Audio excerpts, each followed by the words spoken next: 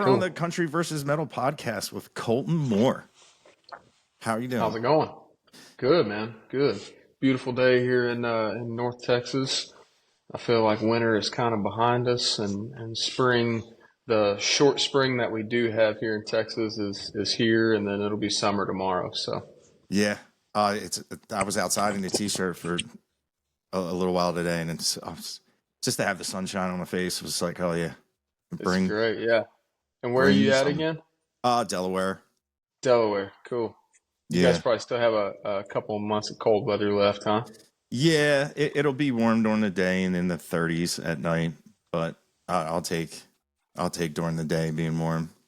Yeah, absolutely. Yeah. You know, it's funny is I never really know what an artist looks like. And I obviously, like your one album cover, you guys all have bags over your head.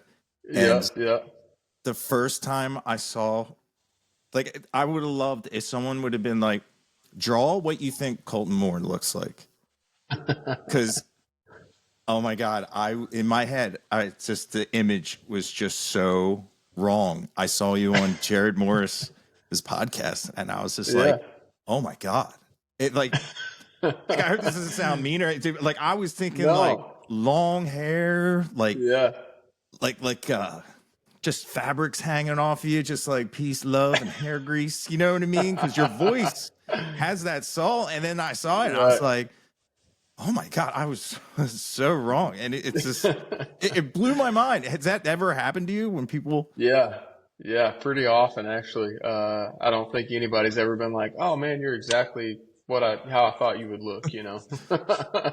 Which is kind of it's an interesting thing these days. Like people can follow you on social media and see what you look like and see what your wife looks like and what you do from day to day, you know. So there's not a whole lot of that guessing factor anymore if you're following people, you know, on the internet. But yeah, I used to get that a whole lot, especially when I was a kid, you know, when we were first coming up. Obviously still had the same voice I've got now, and started singing when I was 18 years old, and you know, people would listen to that first record and, you know, 18, 19, 20 years old, and they'd be just, whoa, you know, they'd come see us live and be like, that must be a different Kolton Moore, you know, and then we get up there and play the songs that were on that record. And so yeah, it's always kind of been a funny thing that would happen to us. So. Yeah, it's got to be incredible to just be able to sing like that young. Yeah, I don't know. Kind of hard to wrap your head around. Like, it's just something I guess I was born with. I didn't even want to be a singer. Didn't even. My sister had to bribe me. My very first paying gig was in church. My sister paid me $50 to sing a song with her, and I had no, you know, and I was probably like 11, 12 years old at that time, and had no intentions of ever doing anything with it. And it was kind of that way throughout the first couple of years of my singing career. It was just like, you know, friends or family kind of pushing me to do it, you know, thinking that I had a good voice. But I didn't realize it until I was in my kind of mid-20s. Like, all right, I could actually do something with this voice. So, yeah, I don't know. It's never really been like a thought of mine to just be surprised by it, because I've always been able to sing. So it's just kind of been a part of my life, you know. Yeah. Dude, just imagine, like, if you stayed a drummer, you know, like, it's weird to think about, like, and like Ryan was singing in the band, and you're like, hey man, why don't you sing it like this? Like, yeah. Yo, drummers are better singing than the lead guy. Yeah. Like, imagine if you like kept to yourself and just, sometimes I just like think about that, you know, like what if you were just really quiet and like just like out of nowhere you were like, you know, like randomly singing like happy birthday to somebody and everyone just stopped, was like, dude, what is that? What? Yeah, I think there's a lot of people out there like that, man, that, you know, never had their friends and family push them to go pursue being a singer or whatever. And I mean, there's people that can just completely rip it, you know, that are already, you know, 30, 40, 50 years old, that could sing their entire lives and never did anything with it, you know. I've looked at shows like American Idol, you know, people get on there all the time, and you know, most of them are young, but there's some older people that'll get on there. And it's just like, man, what have you been doing for all these years? You weren't pursuing this, and you've got this kind of voice. Yeah, it's always kind of interesting. But I always tell folks, I had a really good set of friends and family behind me, pushing me to do it, and saying, encouraging me and saying that, hey, your voice is a lot better than you think. Get out there and show people what it's all about. Yeah, and like I'm going to say like your style, but you have a very independent sound that is if you have your own characteristics, but that I'm going to say style of singing is like in huge demand right now, and I love it. Like like Stapleton and Brand from Red Clay Strays and Mm-hmm. stuff like that. Just that soulful. It's cool how like when you like you got the gravel and you dig in on some songs, and then when it's like a ballad, it's just a smoothness to it. It's really Yeah, cool yeah. to hear like how dimensional that your voice can get. Like you can go from just like a soulful rock, and then just shine people down and like really get people in their feels. Like some of your like acoustic songs where like it's like you just take a pause, and in my head I can just see the whole room just being quiet, just waiting to Mm-hmm. hear your voice. And it just I just love that about you guys. It's a very you guys are very satisfying music wise of Thanks. the cross genre and just the singer songwriter. You guys span so many just genres all at the same time, and I just like that because sometimes like you know you, you don't want the song that makes you drive faster. You just want to Right, like right. relax and just have somebody just soothe you and put you in a relaxing mood, and you guys have like all of that. Yeah. I think that comes from my influences, growing up, and then even now how my personal music taste has changed. I grew up listening to 80s, 90s country music and, hymnals growing up in church. And so I think that's kind of where the ballad side of me was started, and the mold was kind of started there. And then got into my early teenage years and started listening to metal and listened to a lot of Under Oath, The Used, Disturbed, metal bands like that. And so that's where I guess that gravelly sound kind of came from. We don't play anything that sounds, anything remotely like that, but like that kind of hardness, I guess, from our sound came from that. And then we've got a good in between too. And, but yeah, I think that's where that kind of swing from the cross genre or whatever you want to call it kind of comes from. It's just having, influences from all these different genres and, country, metal, singer, songwriter, folk music.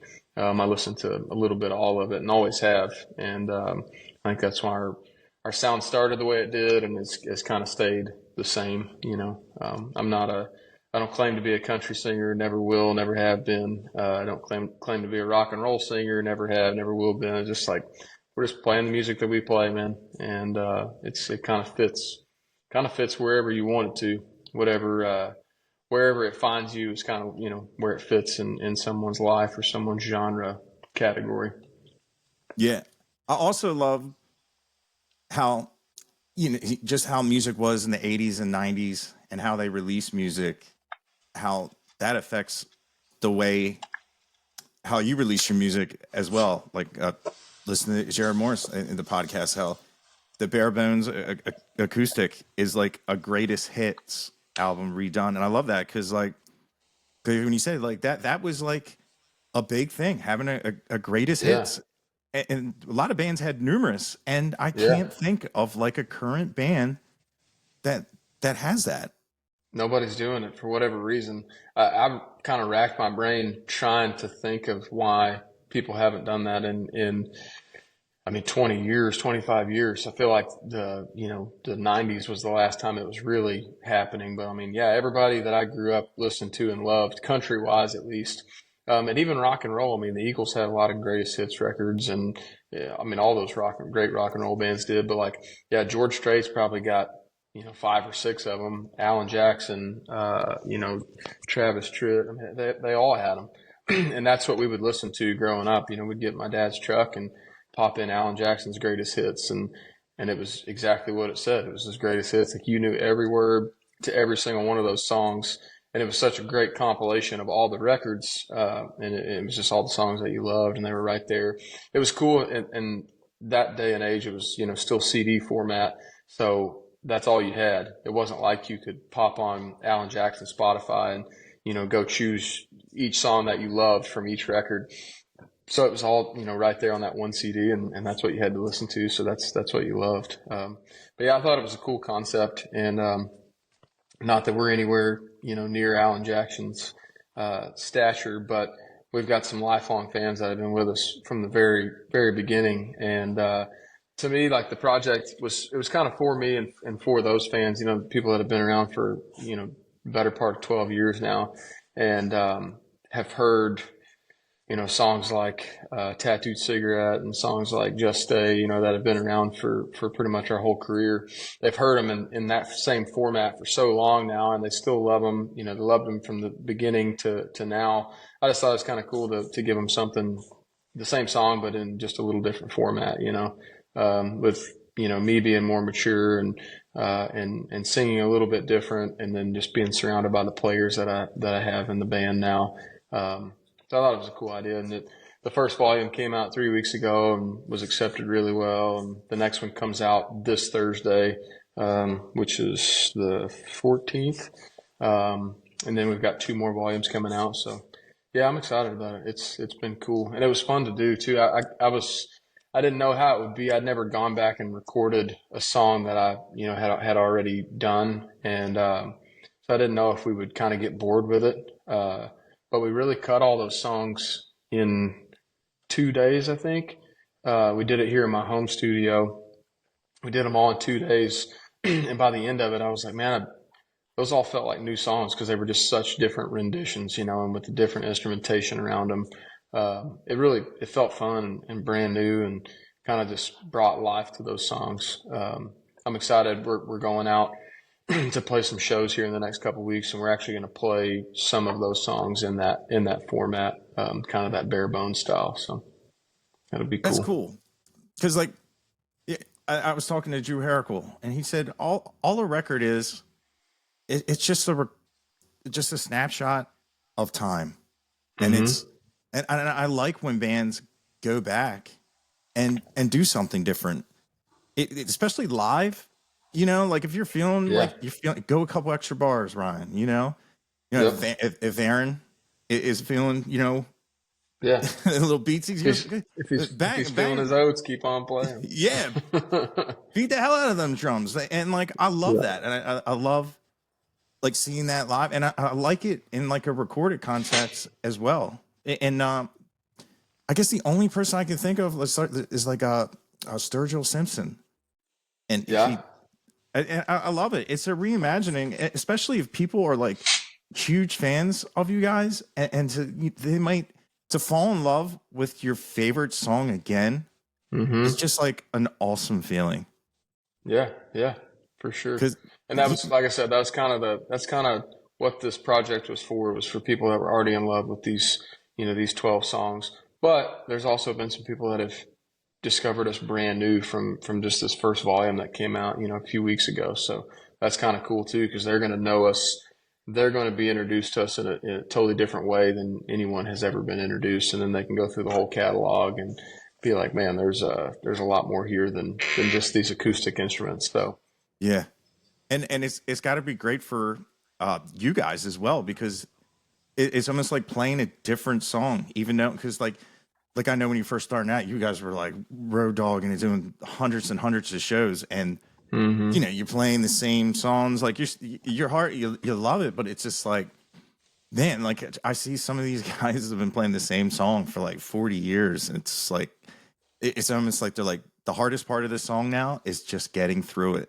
Yep. It's got to be revitalizing for you guys, that especially if you were doing something live that you didn't do on record that you really like, now you can polish it up to how you thought it should have been. For sure. Yeah, man, we've done that. Even songs like Dear Mom, we recorded that record when I was probably 19, maybe 20, and I had no idea what I was doing in the studio. I mean, not saying I didn't have any business in the studio, but I had no idea, how to navigate the process of recording like I do now, at least. And so we would get in there and we would play every song 5 BPM faster, some 8 to 10 BPM faster, just because we were hyped up, and we were like, this was all brand new. So like I listened back to that record in particular, and all those songs are way faster than they needed to be, and way faster than we were playing them then. And especially now, we've slowed all those songs down to where they should have been, and they're easier for me to sing, and I can project better and sing a little bit better melody, I guess. But yeah, it's interesting what especially listening back to some of those songs when I was younger, and how they came out, and then how they've kind of matured as a song as well. So yeah, and a record being a snapshot in time is the perfect way to put it. Yeah, and it's funny. Is like sometimes people tell me like people listen to music differently, and sometimes I wish, like being a musician, like I wish I could listen to music like not like a musician. Yeah. Because Oh yeah. because your song Mine All Mine, in the intro there's like a hammer on, and it doesn't repeat, and it creates such a tension for me. I'm like, was that just like a random thing? Was that like, I call them like artifacts, like where it just happened? It's just like, just keep it. But like in my mind, I love like the riff, and it's just like, that's gone. Yep. Yeah. You want to hear it again? I hear the exact same thing. I know exactly what you're talking about. And same thing. I was like 18 at the time I recorded that, maybe 17. I can't remember, but no clue. And I probably just did that out of sheer nervousness, and I think that song was like a one take and done. There was no overdubs. It's obviously just acoustic. Yeah. But yeah, there's little pieces. I listen to, and it's probably why I listen to a lot of different genres, and I listen to a lot of acoustic music, is because I do listen to songs as a musician and as a writer, and it'll drive my wife nuts. I mean, I'll listen to something and be like, and I don't know why the hell they did that, and it's like, it could be a great song, but I'm listening to a tambourine that's in the background, and to me it sticks out like a sore thumb. And she's like, "What are you talking about, tambourine? I don't even hear it," Yeah. But to me, it really pokes out, and sometimes it's great, sometimes it's not. But yeah, there's a lot of times where I'm like, man, I wish I could just listen like a regular listener would, Yeah. not be so critical. I know. And maybe you know what I'm talking about. In your song, You're Alpine, Mm-hmm. the acoustic guitar at like the beginning of the first verse, Yeah. there's like a ringing out of an extra string. Yeah. And I was just like, I love how they kept it in, because it was probably a perfect take. And Yep. I just, stuff like that. Yep. I never try to bring it up because people are like, oh, now I can't unhear it. But I just love that kind of stuff, because if you do capture magic, like, just, it's okay to keep it in, man. Like, it's just stuff like that. And it's funny is that I hope when people, it's a beautiful song. I love that song, and it's just funny. But like, a musician would hear it, but a regular listener, like, if you just don't point it out, they'll never know. And it's like, for sure, it's just a hard thing to get out of your own head and just be like, because like when you listen to music, so you're very critical of the instruments first before like the lyrics. Both, usually lyrics over the instrumentation, but then after listening to it a few times, I get past the lyrical issues I might have, and then go on to the instruments and pick all those apart. Yeah, dude, it's like listening to you, because I just love your voice, and it becomes like an instrument in my head, to the point where like it's like when I listen to Stapleton, and like his voice will just melt my mind, and I'll be like, all right, this song's about a horse, and that's all I'll get Yeah. from it. Like the first listen, like I'll hear like the cool guitar riffs, and then Yeah. like I'll hear like two words, and I have to like really like listen to it a bunch of times to actually get like the whole the whole thing. And it's just Yeah. I just wish there was like an easy way to like get out of that. Yeah. Yeah. I don't. That's I why, think once you listen like that, it never goes away. That's how yeah, you're always going to listen to music. Was something you said earlier about like the the little string ringing out and the little noises you hear. Like to me, that's part of making a record. Is like at the end of the day, music for us, music for Colton Moore and the Clever Few is myself and four guys in a room or on a stage or in a recording studio. And we're all humans. We all make mistakes. We've all made a lot of mistakes, whether it be in music or life. And that just kind of tells the story of the snapshot in time, is the mistakes that were made to get there or whatever. And like having those little mess ups. I don't even like to call them mess ups, but just those little things that aren't perfect. That's part of great music. I mean, you yeah, listen to any great old record before modern recording, before they could overdub everything and before they could auto tune and fix everything. And I listen to a lot of old songs and you hear those things, but it's normal. It makes sense to me that it's like, it's not perfect. Playing a guitar is not perfect. I'm not a yeah, great guitar player by any means, and I'm really critical on myself when I'm playing and recording. But I've had to kind of come to terms with like, man, it's all right. There's six strings there, and like four, your fingers are doing a lot of things, and it's all right to have a little buzz and a little ring. Like that just kind of lets you know that you're human and lets you know that the person through those speakers is human. And so to me, kind of helps you digest the song a little better. And I think for our music, hopefully it helps people be able to listen to and digest the songs a little better. yeah, dude. I call them artifacts because you have to Yeah, dig to like really hear them. Like you have to be like a really big fan to really yeah, be like ooh, and like dude, playing acoustic like when I'll go to a party and people are like, oh, you play guitar. And if they hand me acoustic, I'm like, oh man, that takes away all my power of yep, like being able to like really like show people like I can play. No, it yeah, humbles me every single time. And it's just I was like, yeah. And people they just don't get like it's like two different instruments. Like oh yeah, somebody that can absolutely shred on an acoustic, and it's weird how and you can hand them electric, then just like they either don't know what to do or they're absolutely mind blowingly awesome. But yeah, and it's just yeah. like Usually it doesn't translate though. yeah, Whether you're either a great acoustic player or a great electric player. You got people like uh, Isbell, for example, like he's great at both, but usually it's either one or the other. Because yeah. like you said, it is kind of two different instruments.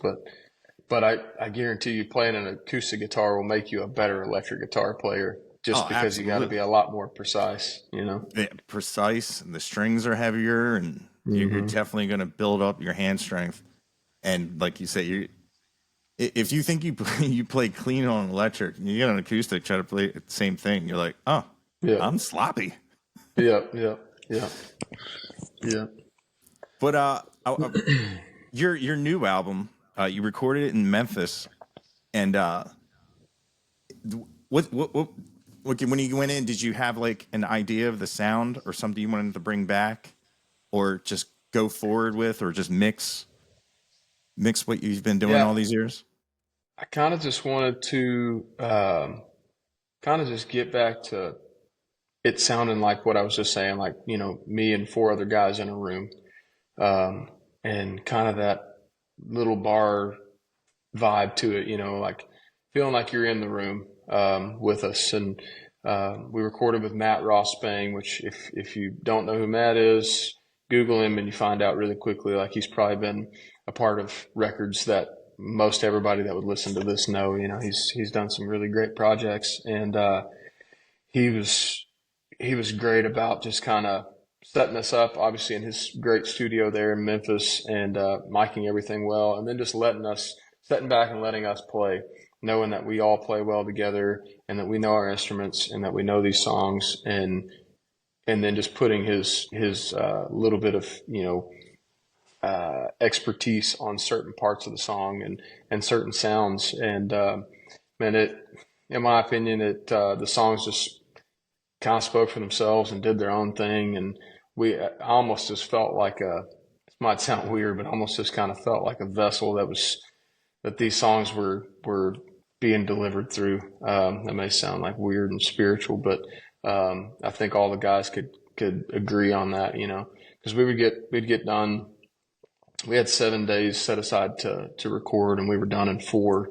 And after like day 1 and 2, I think at the end of day 2, we kind of sat back and listened to the 7 songs we had already done, and we're just like, holy shit, we've already done all these songs, and we didn't even remember all these parts. We were just blowing through them, not rushing through them, but just it was all just happening so fast. The best I've ever felt going into a studio, being at the studio, and then leaving the studio, like the whole process just felt completely natural. We only usually have like 1 or 2 hiccup type songs. We had one that gave us a little bit of hiccup, but it was kind of my fault because I went into it with an idea of it being a little slower and kind of stripped down, and it just wasn't working. So we went and had lunch, and Matt's like, hey, let's step away, get outside the studio, and went and had lunch, then got back to the studio and started working on another song, and then got that one knocked out pretty quickly over the course of 5 or 6 hours. And he's like, all right, let's try the song we were on. And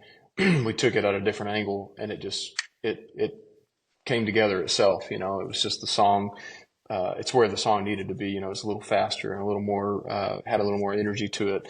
But man, yeah, all together, I've never been more certain and excited about a set of songs. 10 songs are going to be on this record, and I love all 10 of them. There's not one song that I'm like, that could be pushed to the side. I took 17 or 18 songs into the studio, and we 10 is what we really thought was like the guts and the glory of it. So yeah, I can't wait for people to hear it. It's gonna be great. Yeah, dude, I'm excited for it. Now, like singing, like so it's just like you're not like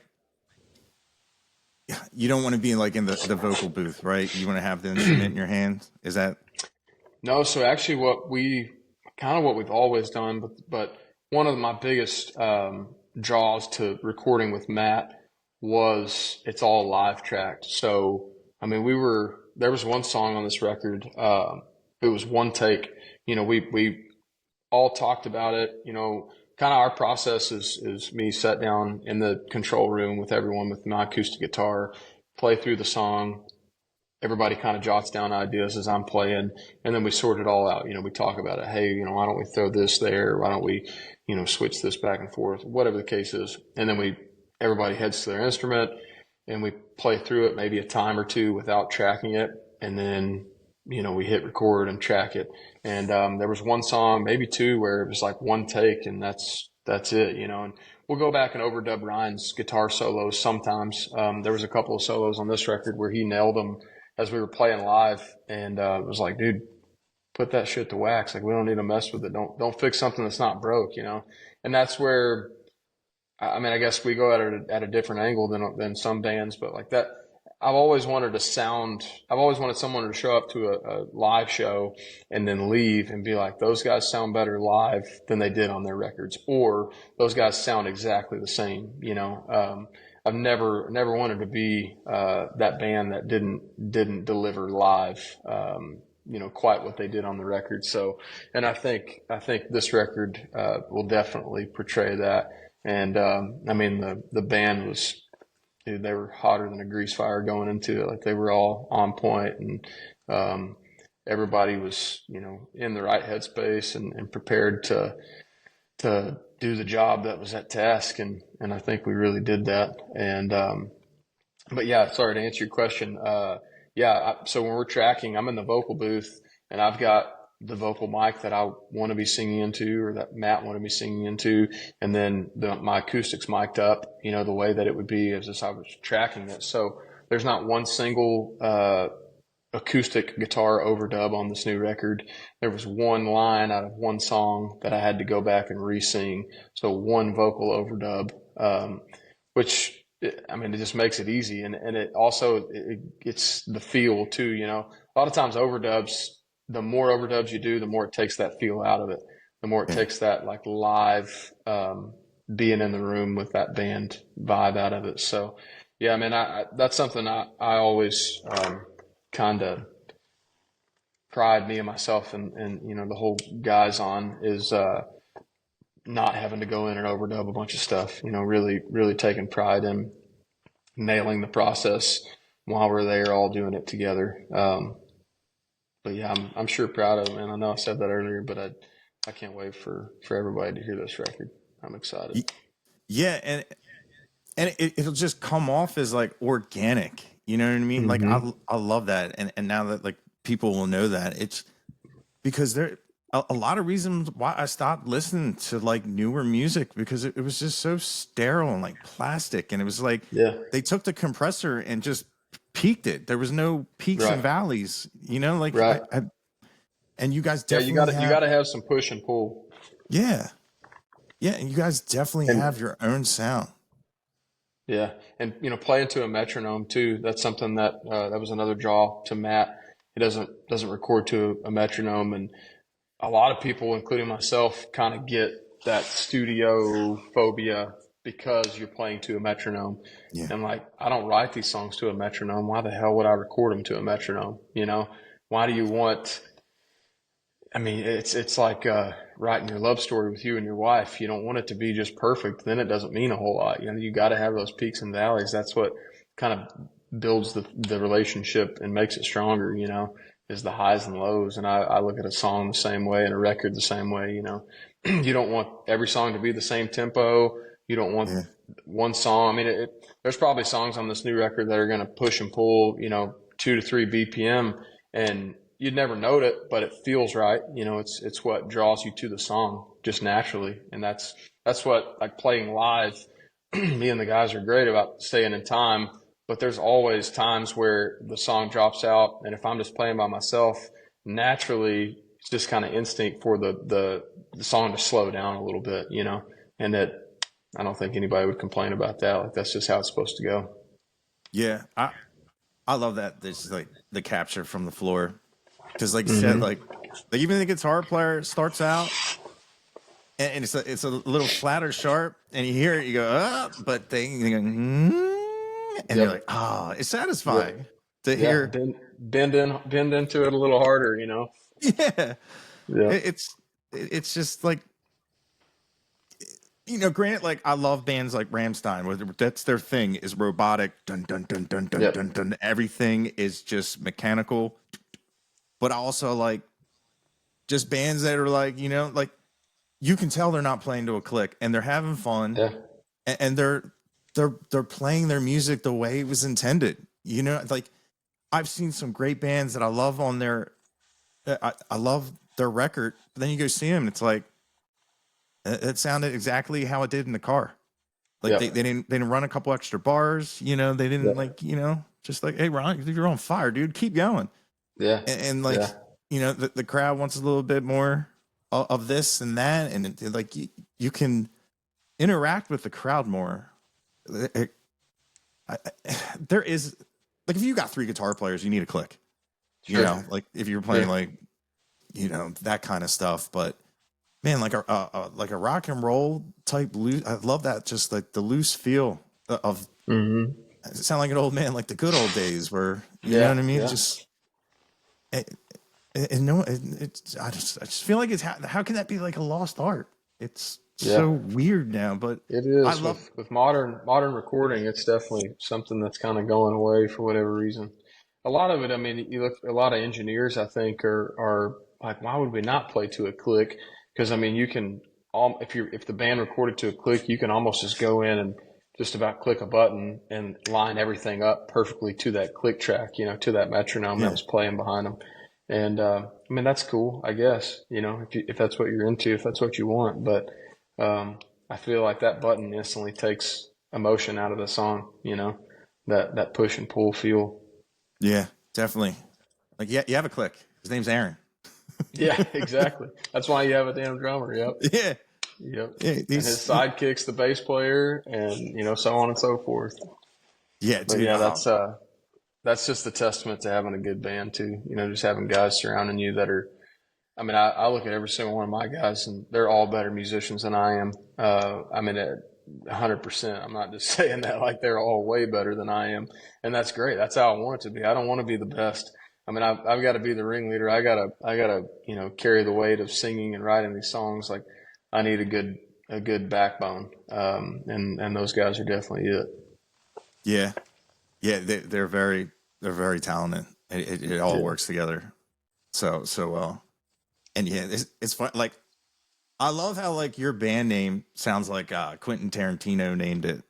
I I just love the name, man. Yeah. It's cool when you hear it and you like think about it, and it just like immediately I was like, man, this could be like a chapter in like a Quentin Tarantino movie, or actually like the movie itself. Like it's Yeah. just it's a cool name. I've seen a lot of cool It's names. It's definitely up there.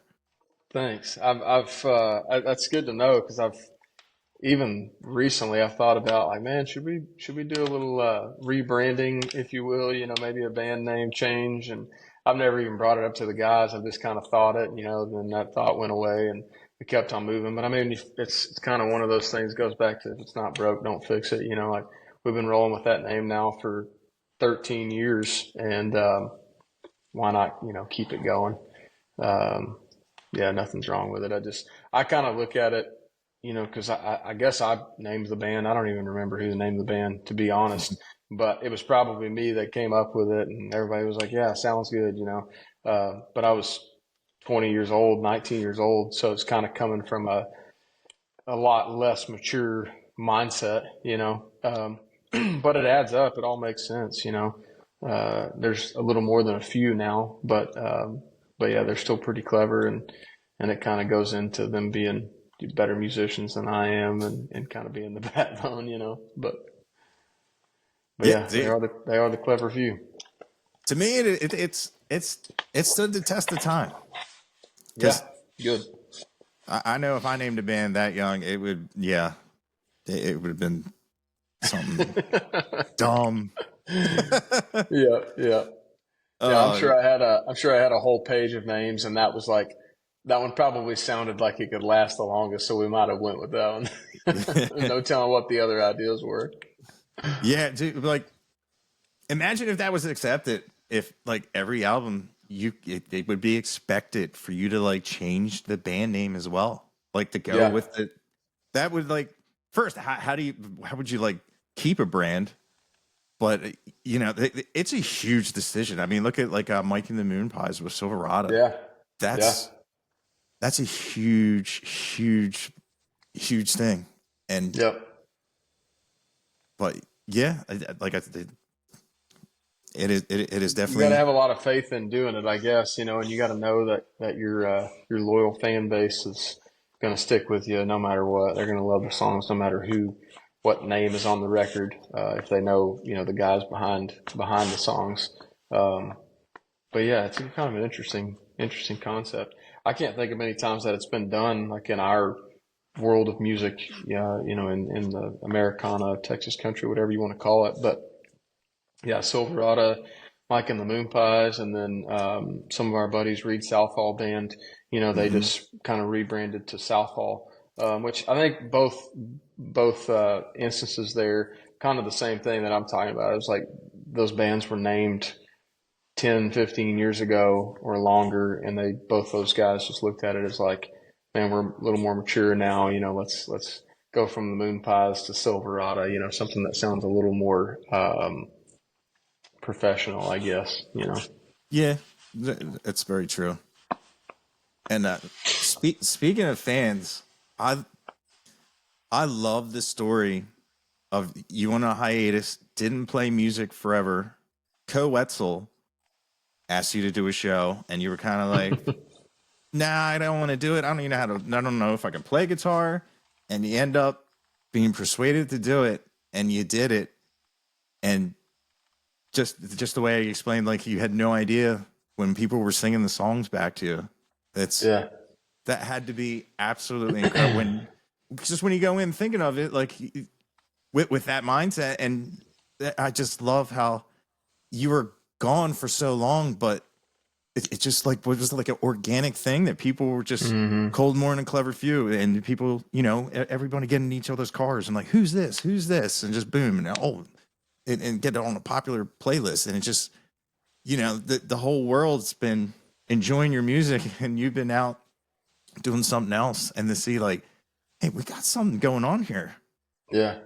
Yeah, it was wild, man. It's I still think about it, from time to time, think about kind of that year and my like rediscovery of music, how I did it, and then stepping back into it, and there was all these fans, whereas when we stepped away in 2014, late 2014, there was not very many fans. But yeah, trust me, it might sound wild. It was wild for sure. Just knowing that, and these songs, that night in particular that you're talking about, I talked about it on Jared's podcast. It was a deal that Ko and at the time his drummer Dre, had talked me into doing, and I had already said no a time or two, and then my wife at the time, my girlfriend, she was like, "Man, why don't you just do it?" She had never heard me play. I mean, she knew that I used to play guitar and had heard the old recordings, but didn't, had never seen me in person play guitar. And so she was kind of the one that really talked me into doing it. I'm like, might as well. I mean, I guess so, and I didn't even know we played on. It was a weeknight, like a Monday or a Wednesday night for whatever reason, in a town here in Texas called Stephenville, which is where Ko and I kind of came up playing together, in the early days. And Ko went to college there. And I didn't go to college, but I did a lot of extracurriculars and played a lot of music there. But I didn't even expect the show to be many people. I didn't know really at the time. I didn't know what Ko was up to. I mean, his music career was really taking off at that point in time, but I didn't know. I just wasn't paying much attention. And yeah, I mean, the place was pre-sold out, 2,500 people or so, and then knowing that before the show, I'm like, okay, well, they're all here to see him. That's really cool. I'm going to get up here and play a song or two that people know, and then to step on stage and play the first song I played, everybody knew it. Played the second one I played, everybody knew it, so on and so forth. 10 songs deep, and got off stage, and I didn't even, just kind of speechless. Just like, what the hell just happened? How do all these people know? And Ko was like, I told you, man. Like, I tried to tell you. Like, what? I don't know why you didn't listen to me. And Dre said the same thing. And I looked at my girlfriend at the time, my wife now, and she's like, what was that? Like, did you know that was a thing? And we were, I mean, just floored. But it was cool for me to kind of step back into it like that, and feel the love, and gave me a little bit of drive and ambition to start doing it again. And if it wasn't for that night, I'd pretty well guarantee I wouldn't be playing music right now. So That's I've definitely crazy. got Ko and those guys and my wife to thank for that. That dude, that blows my mind. Like, Yeah. like the butterfly effect. Like, Hmm. what if you never did, man? Like, and then did you make a promise to yourself never to let music go after that? Um, yeah, I guess so. It was maybe not like right after that, but so I think that was in 2018, and then that was the only show I played that year. And in 2019, I played like 4 or 5 acoustic shows, just me, and Ryan went with me and opened the shows, and they were all great too. And I think after that year, I was like kind of sat down and realized I'd started writing again, which was something I hadn't done in quite a while. And I felt like I felt a lot more confident in my writing, and so I think that was kind of the point. Maybe like late 2019, early 2020 was the point where I was like, all right, I'm gonna give this a good run. And I was still doing, still had my other career that I was kind of splitting everything 50-50, and then COVID happened, and we I think we had just recorded a record right before that that released later on in the year. And um, yeah, I really, even for the past like 4 or 5 years, I guess 4 since then, uh, music's still been, I've been splitting it kind of down the middle with the other side of my life, traveling the world and hunting and all the other stuff that I do. And I think this past year being on the road, we 2 years ago we went and did a pretty long tour, 35 days out west, and then this past year we did the same thing along kind of some of the East Coast, and then came down through the Midwest, and just meeting and hearing some of the stories from people that were like, "Hey, we've been listening to your music for 8, 10 years, and this happened, and this is what this song means to me." And I think I finally realized, like, okay, this is a little more than just something that I need to be throwing 50% of my attention to. So moving forward, and one of my goals for 2025 was like, all right, it's either now or never for me. Like, I'm putting 100% into it, and we're putting this new record out. We did the Bare Bones project, new record. I've got a little EP that one of these days I'm going to just decide to release it the next day, and we're going to do that. And then, we're playing a bunch of shows, and I just feel like it's kind of the time. I don't know. It's kind of just how I work. Like, it's one day I just decide, like, all right, this is what we're going to do. So and I'm excited about it, because it's all we've all gotten here from kind of 50% effort, and what can it be if we're giving 100% effort to it? Not saying that we were half-assing it by any means, but I just mean, like, 50% of the time I was doing something else. So, but I'm really, really going to give it a hard go at it this year, and give my all to it. Nice, dude. That's it, like you said, like you weren't giving like 50% of anything. Taking your time away from something is like something will get neglected. Yeah. Oh yeah. Especially like when you said, like, you would get back from a hunt and you would have 50 texts and voicemails of stuff not music related, and it's like, how can you really get down and put the pen to the paper when you're like, oh, I gotta call this guy back, and it'll snowball. And especially but yeah, that's an incredible story. And and that's how it's been running. It's like, I mean, perfect example. Like, I get home and want to sit down and write, have ideas to write about, but then you got to catch up on running a full-blown business, because that's what I do. The other half of my life is running a full-blown worldwide hunting outfit, and got a great team of guys around me on that side of things too. But it's hard to do, and I'm living two dreams for sure, because that's I always tell people, like, hunting was like my first love. That was before music, before girls, before booze. Like, that was the first thing I really, really loved, was hunting. So it's kind of been a hard decision to be like, I'm going to push that to the side for now, and we're going to give this music thing 100%, like it deserves, And I think the fans, like I said, being on the road and hearing stories, and people sending emails and Instagram messages about what these songs all mean to them, I think that's really what's clicked in my brain and made me decide to really give it 100%. Yeah, it's funny. I knew about that other side of you from, I was doing a podcast with Cody West, and I was just asking him. I probably asked it wrong. I'll probably state what I tried to say wrong again, but I was like I jokingly asked.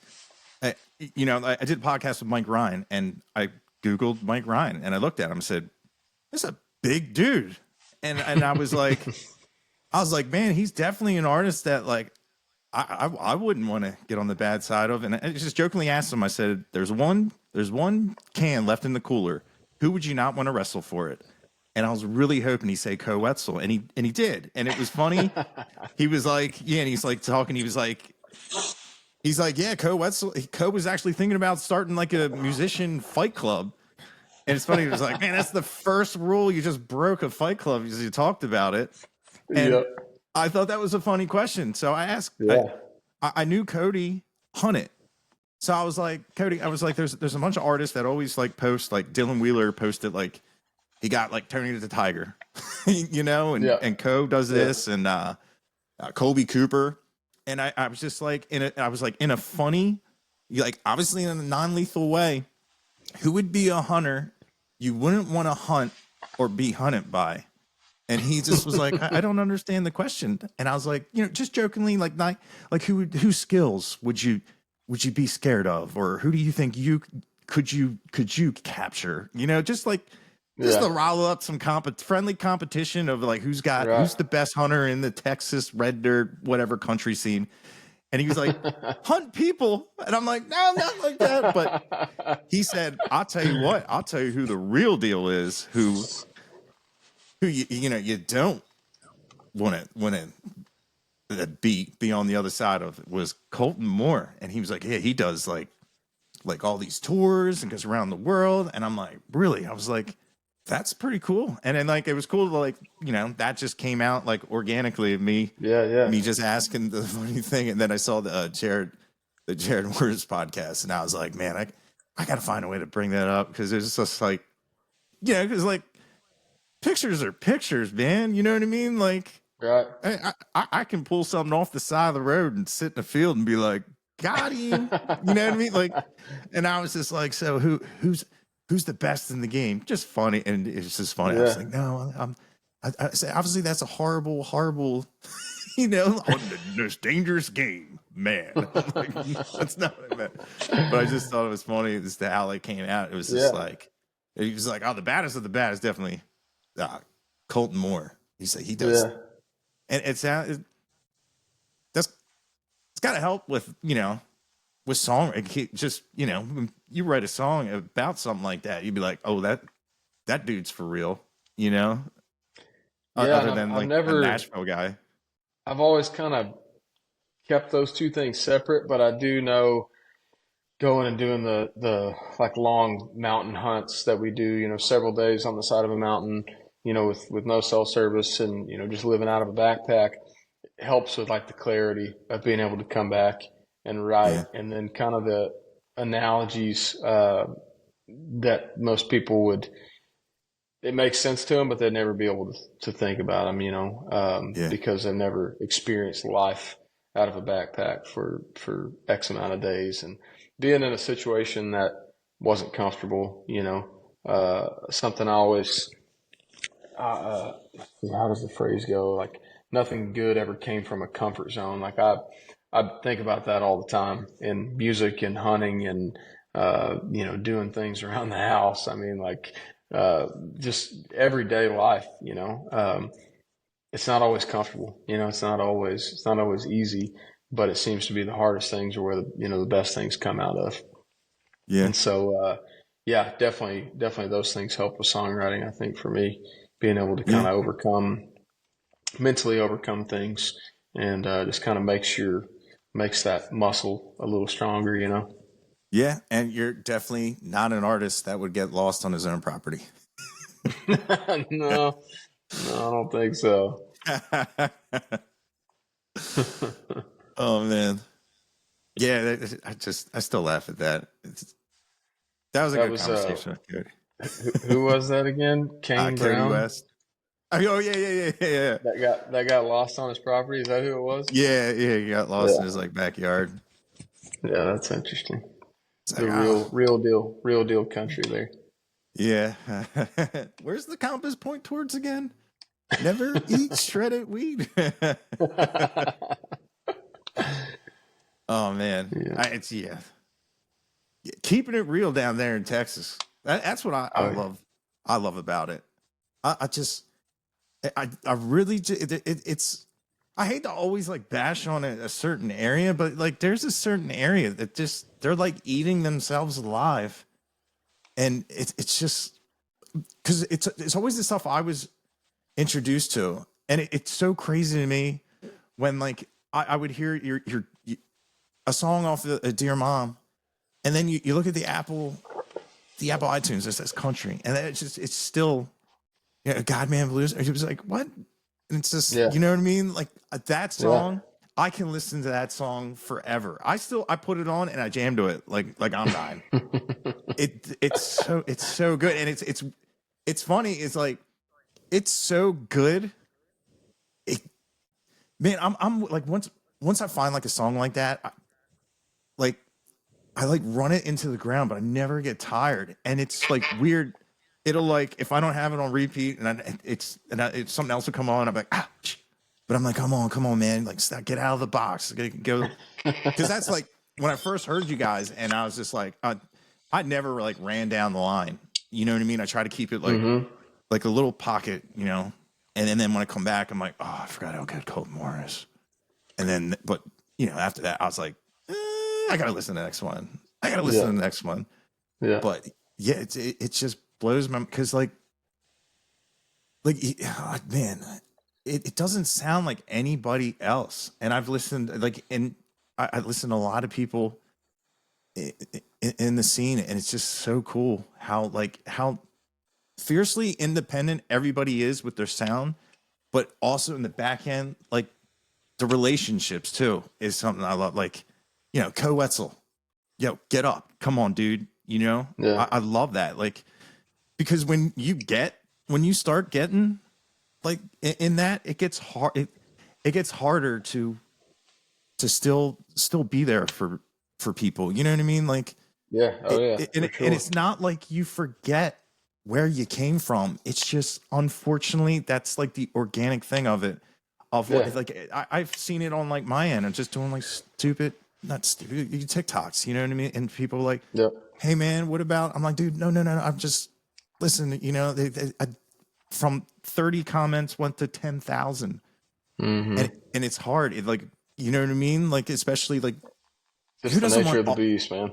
Yeah, and it's just weird, and even like with your sound, like it's weird. Like if you wanted to sit back and you're like, we're gonna get back to our roots, and it's weird because like you're the guy who wrote it, but you're not Right. the same, Yeah. and it's like, can you really you can revisit it, but and that's what I really love about music, especially live music, because like you're not the same person, and like you might be like, man, like I'm gonna throw this lyric in here and change this chord, and you know what, like I just threw that pre-chorus in there because the song was 2 minutes and I wanted it to be 2 minutes and a half, Yeah.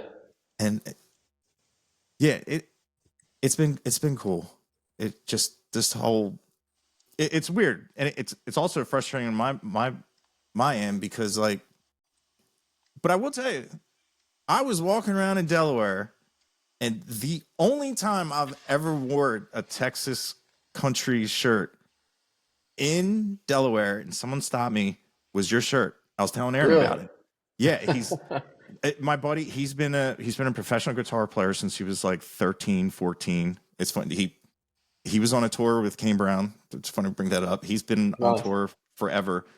And I was going to his show, and I walked up to his trailer, and he goes, dude, Kolton Moore is badass. And That's awesome. I was like, what? You know who Kolton Moore is? He goes, absolutely. He's fantastic. And I was like, dude, you're the first person to ever, and only the second time I was at Applebee's, and a guy came up, and he goes, are you from Texas? And I was like, no.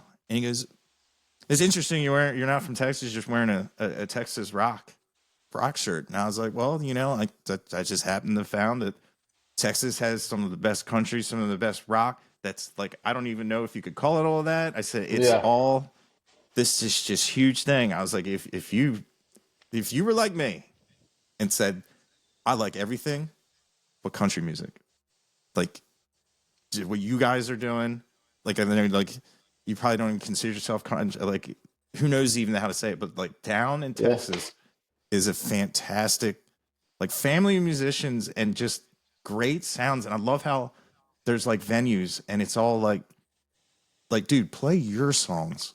You know what I Mm-hmm. mean? They're like, up here we have it's just all tribute bands, and and some of them are incredible musicians. But man, to Yeah. act like somebody else, wear clothes like somebody else, it's just, Right.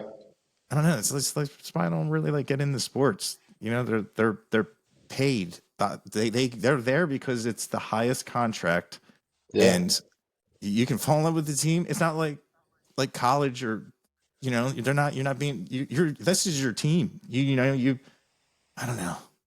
Man, I Just just went putting on on like a show, and I completely understand what you're talking about. Like one of the most freeing aspects for me of playing live is Nobody's telling me what to do before the show. Nobody's telling me what songs to put on the set list.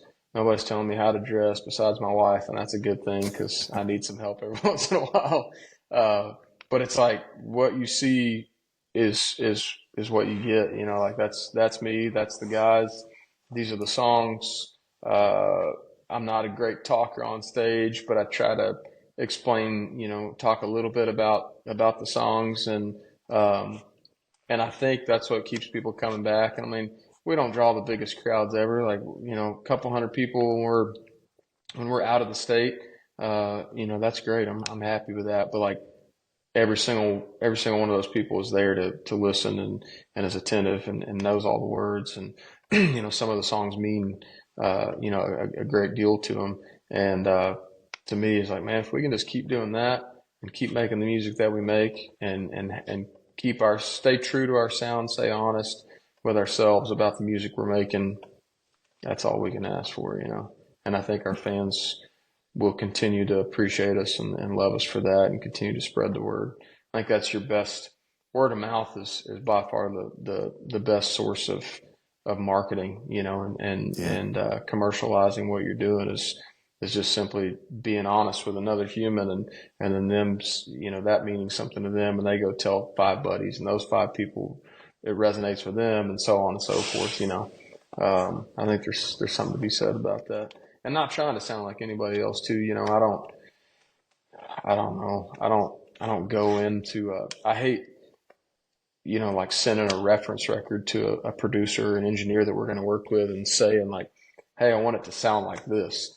I'm always kind of reluctant to when a producer that we're going to work with asks that, which I understand in their ears and mine. Like they just want to know like how do you want it to feel, you know? But I'm like I don't want it to sound like anything else anybody's done. Let's let it sound like us. Let's just let the songs speak for themselves, you know. And it always that's how it always comes out, you know. Yeah, dude, I love that. It just reminds me of like, you know, Motorhead. Lemmy came out and he said, "We are Motorhead. We play rock and roll. Yep, Whatever that means to you, that's just whatever that means to you. We exactly. got sad, we got happy, we got fast, we got slow. Yeah. You know, And and if you like it, like it. If you don't, that's all right, you know. yeah, wait for the next song. Yeah, yeah, maybe you'll like that one. Exactly. Yeah, Yeah, and I think we've got a lot of fans like that too. Like, I know we've got a lot of fans that, you know, would almost just rather hear the acoustic stuff, uh, or some of the fans that only like the harder stuff, you know, and that's cool. I mean, that's why we play it all, you know, from one end of the spectrum to the other.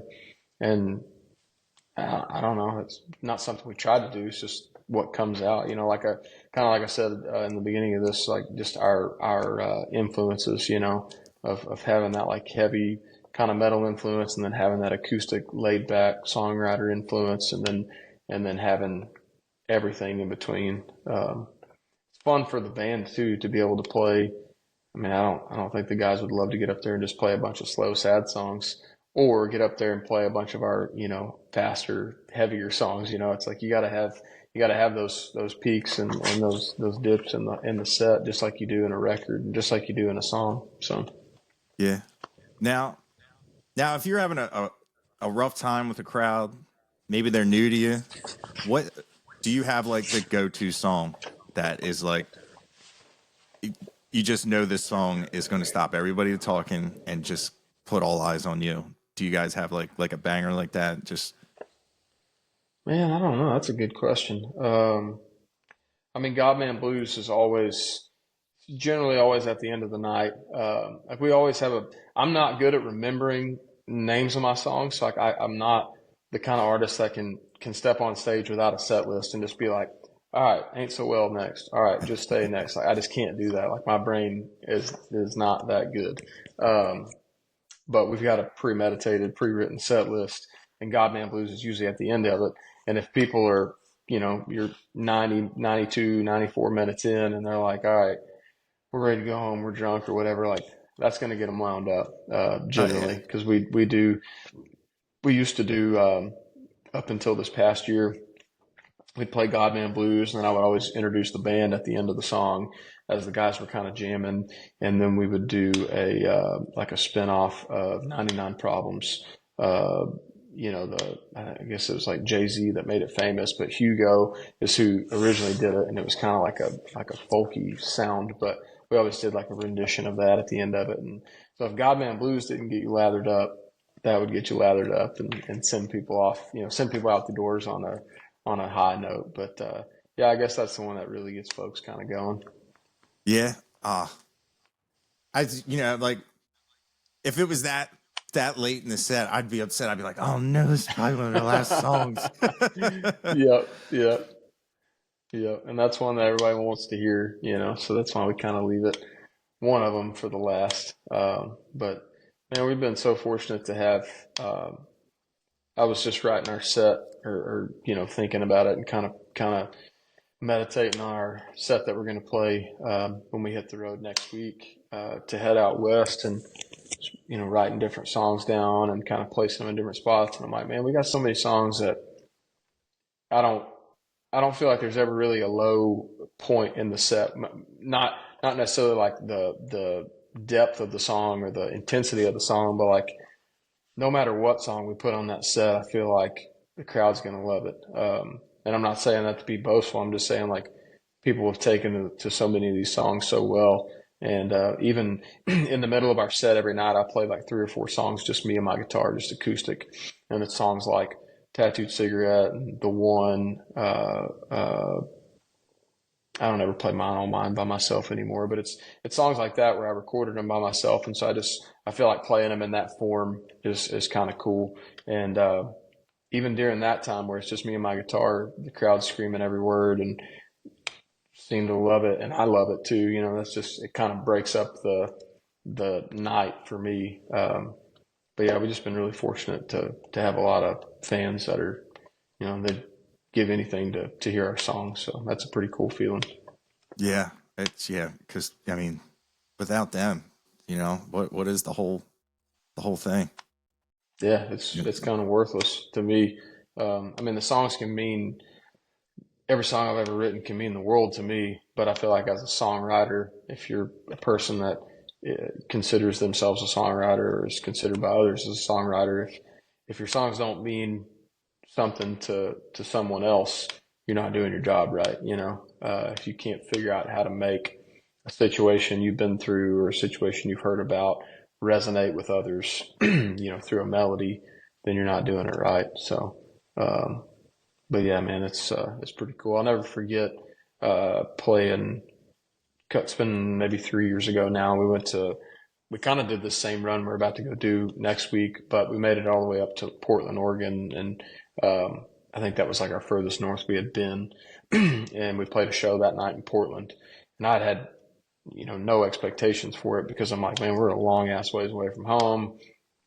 Maybe 50 people, and somebody had said right before the show, I was like, hey man, I think the place is almost sold out. And it was like, it wasn't a huge room, but 350, 400 people.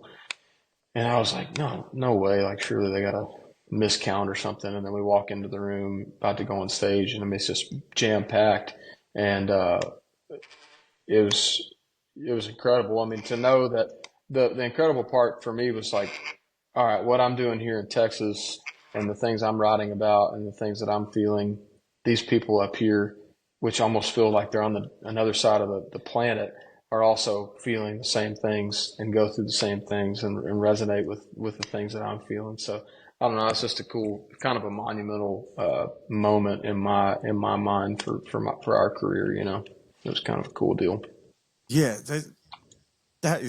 it's an incredible feeling.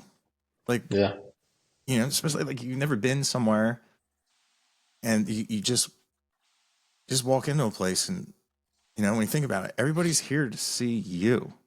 And a dude from Texas all the way out here, and like you said, it's amazing. It's like a give or take of what like social media has done for music. Like, like back, like you would have to like share cassette tapes and burn cassette tapes and wait for on Right. the radio and hit the play record.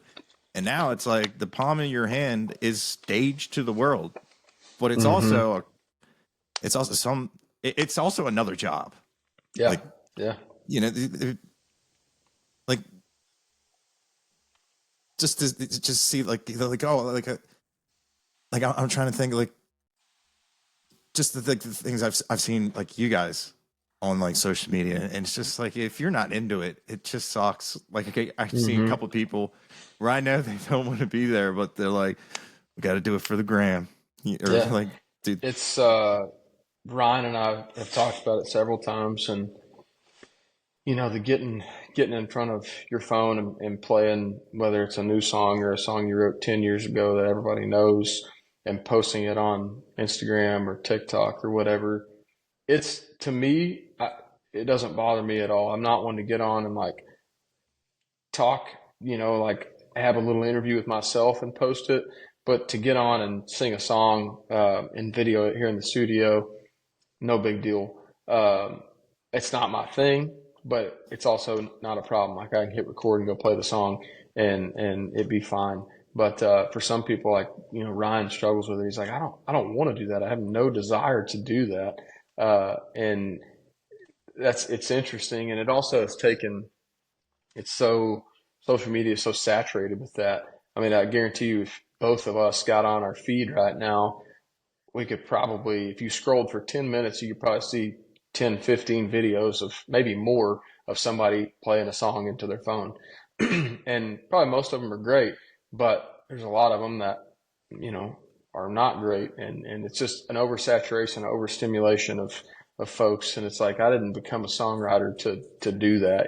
yeah, And so I try to kind of walk the fine line of not posting, a whole bunch. And you got to walk the line too, because you also have to promote. And that's the largest source of promotion these days, and it's the most important thing is like keeping up with that. So I see the importance of it, and I know that it's got to be something that I do, and I'm never going to neglect it.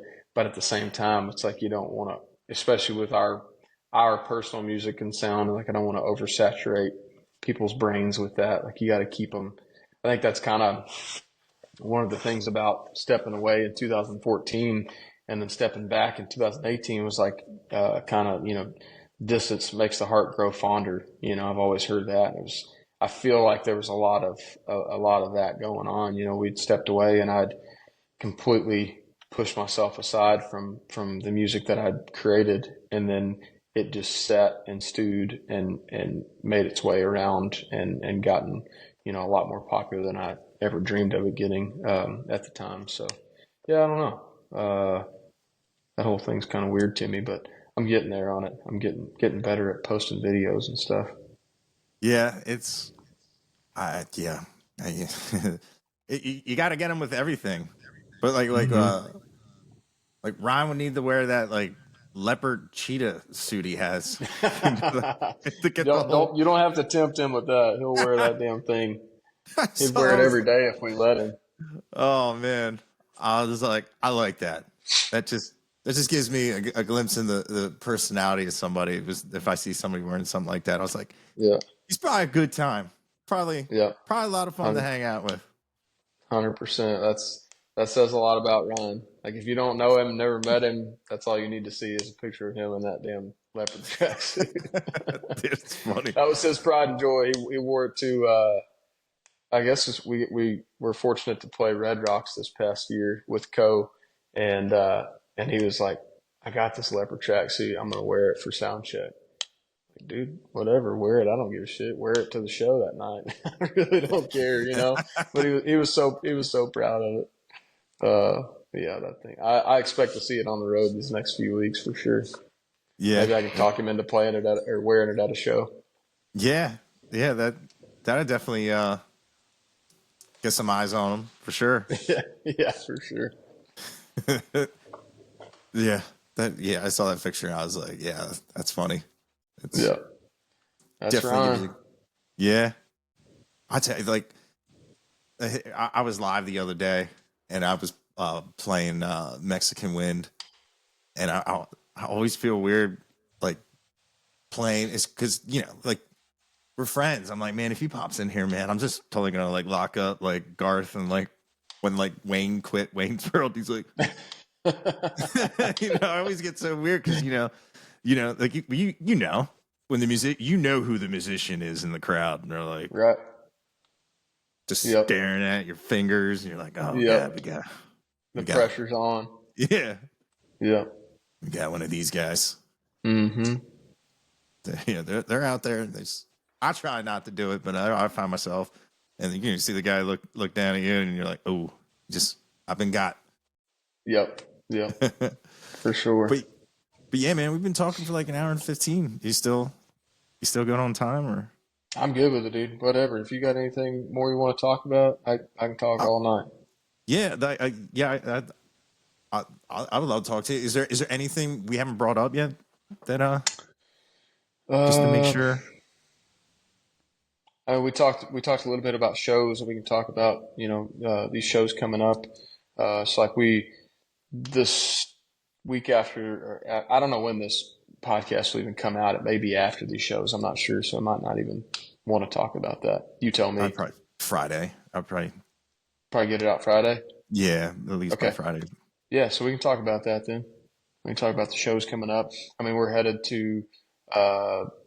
up to Colorado, Idaho, Washington, Oregon, Montana, Wyoming. So we're headed all up west, and some spots that we've hit before, and some new locations. And that's one of my favorite areas of the country to tour is up there, just mainly for the scenery. But like the fans are, like I was saying earlier about Portland, we've really got some loyal fans up there. And there's a lot more Texas-like people up there than I ever thought growing up. I didn't travel a whole lot growing up, so getting out, more that I have, in my adult years, or I guess early adult and then adult years now, I've learned that there's a lot more people that seem like they would fit in Texas, even though they might be up in Portland, Oregon, or Northern California, or wherever.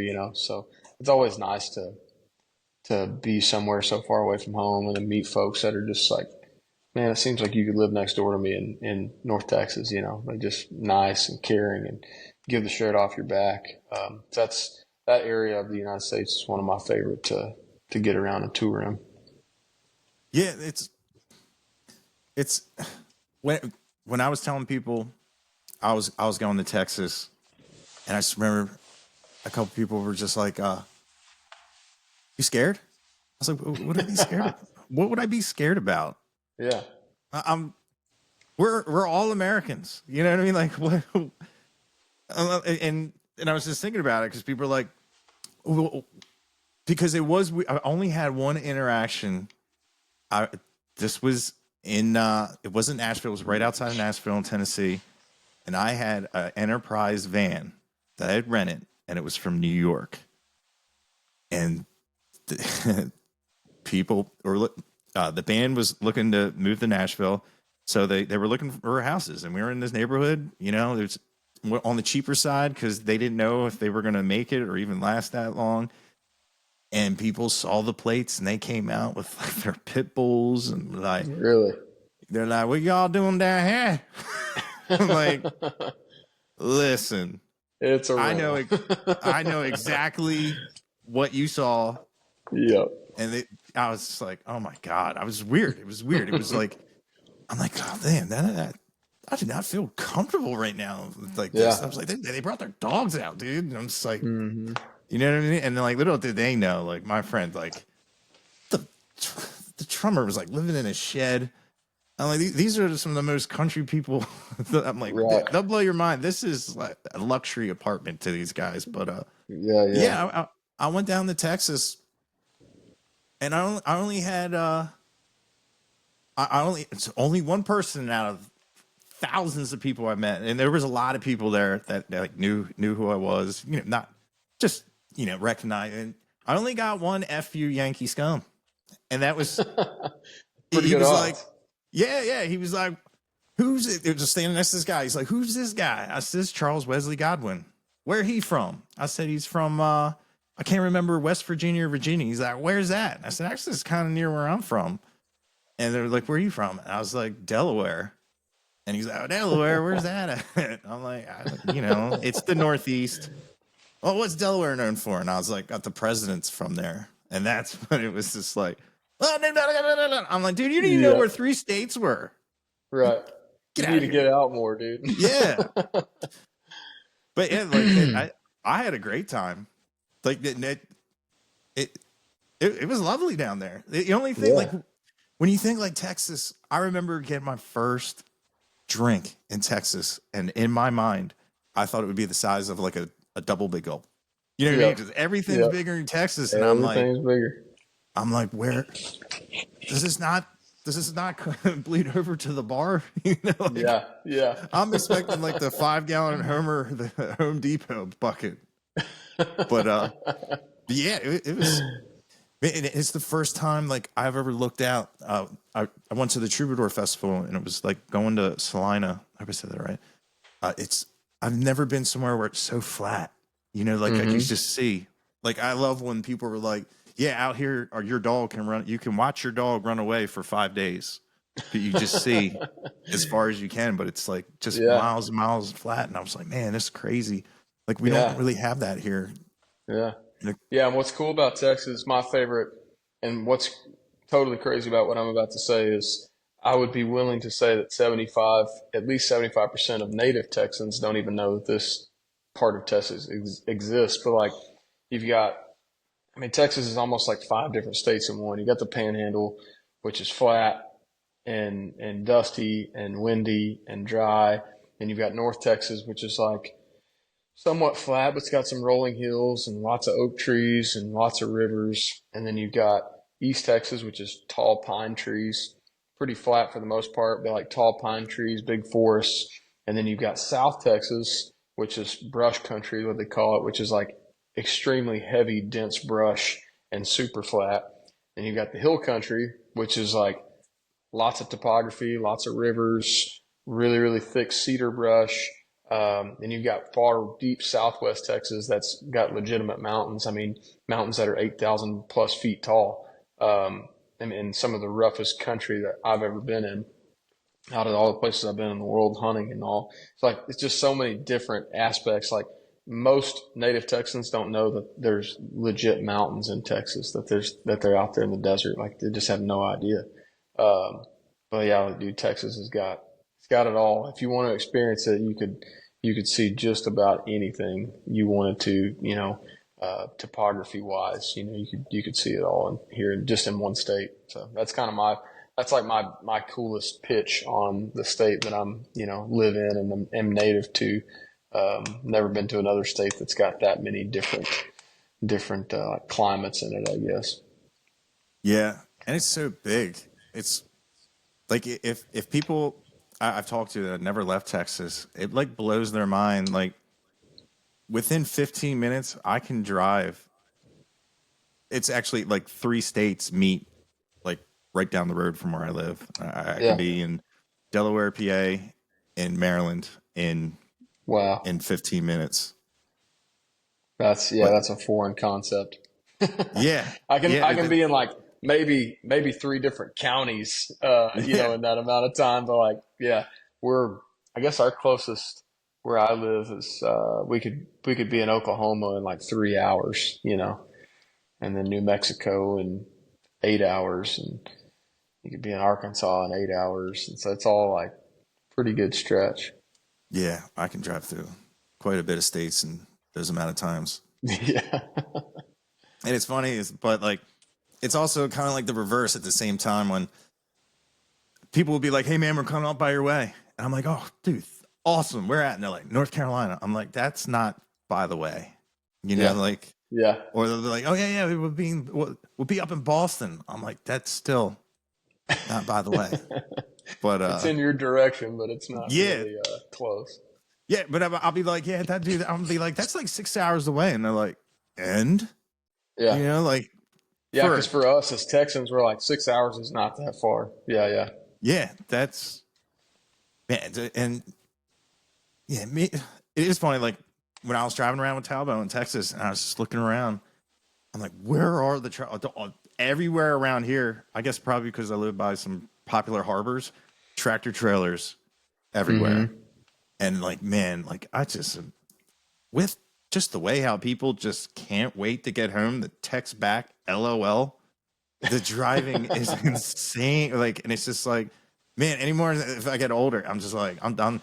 I need a Yeah. driver. I just, but yeah, like people in Texas are like, yeah, man, 4 hours minimum to go Mm-hmm. anywhere on a Friday. I'm like, dude, you must have discipline because I'm not driving 5 minutes down the road on a Friday after a show. It's Yeah. just, That's especially, wild. yeah, just, yeah, like it's funny, like we used to call it like in town. We're going to go in town, which was like a 20-minute drive. Mm-hmm. And some people feel like in town for them is like 3 hours. That's, Yeah. yeah, Foreign concept. You almost feel yeah, like you need to get a hotel and stay the night, you know? yeah. You get like a van trailer just for your groceries and Yeah, like, exactly. oh, what do you keep in your shed? Our food. Mm-hmm. Food for the month. Yeah, yeah. Yeah. It's just crazy. That's just how to think of the difference. But dude, I loved it down there. Like everybody was so nice, and it was cool because like there's a lot of like new construction in Texas where like Oh, I yeah. haven't seen that. Lots.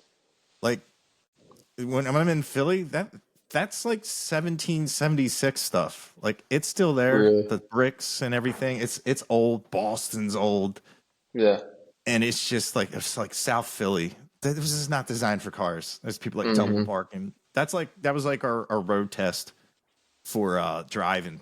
Is somebody would take you and be like, if you can drive down Chadwick Street in South Philly, you can drive anywhere in the world because like it's that's all he had. It's like there's row homes where it was like built for carriages, maybe, Yeah. Wow. and yeah, and the see like the highway system in Texas, and it's just like good, and there's still a lot of traffic. Don't Oh, get me yeah. wrong. I was Yeah. surprised of how huge these highways were, and there's still a huge amount of people. I was just like, Mm-hmm. man, it's just yeah, because like out here, like some highways are like 2 lanes, and Really?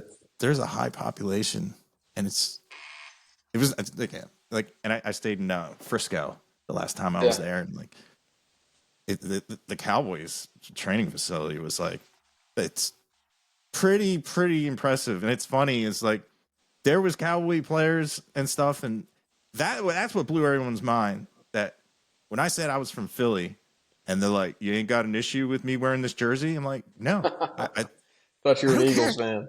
Yeah, I'm like, dude, like it's cool, man.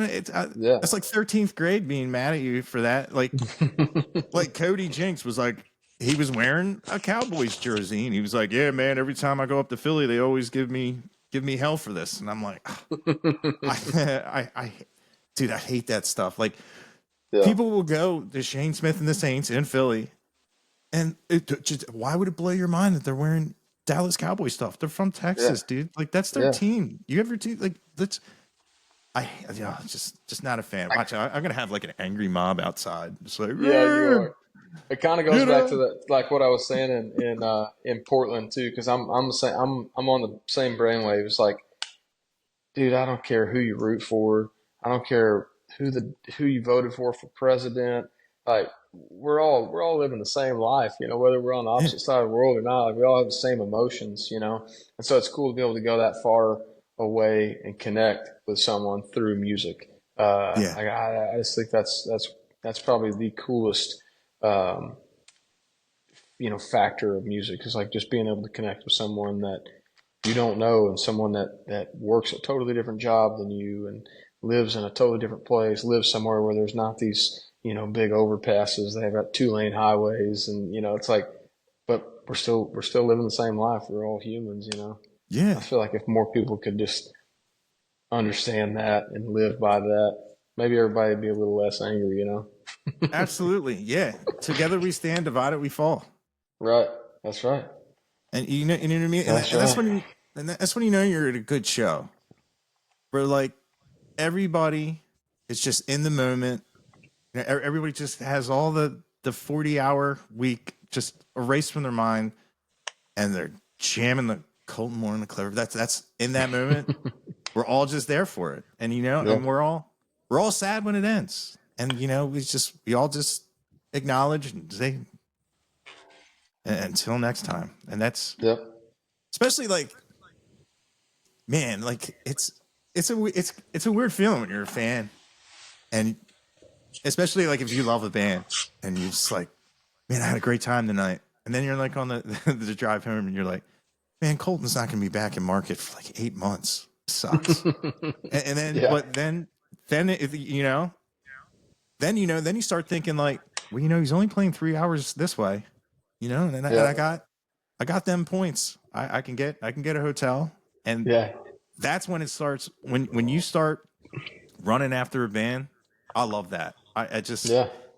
and especially when they notice, when you look out and you're like, that's the dude from Yeah. We've seen you that before. other show, and we know what we went through to get here, and Yep. there they are. Yeah. Like it's funny. I always ask like, who would get noticed at the store? Do you think between you or Matt Westerman? If you know who Matt Westerman is. No, I don't know who Matt Westerman is. Dude, he's like front row or don't go, and he's just his drive of just driving the shows, sleeping in a Prius. I'm pretty sure he still has a Prius, and just that So dedication. he's just a concert goer.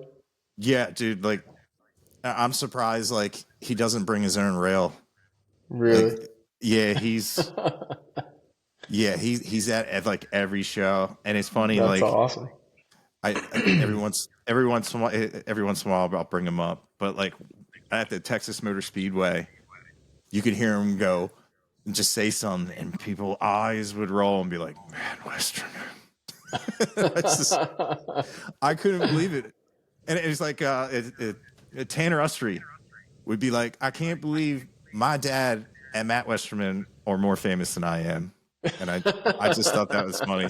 That's hilarious. Because I know you wrote with him recently as well, right? Yeah, with Tanner, we wrote a song. Been 6 or 8 months back, but the song made this new record. So yeah, that's cool. He's got a co-write on the record. I think Ryan's got maybe four or five songs that we co-wrote together, and Nice. then a young cat that we had out with us supporting us on tour last year named Jordan Nix. He's a Texas Jordan. guy. Yeah.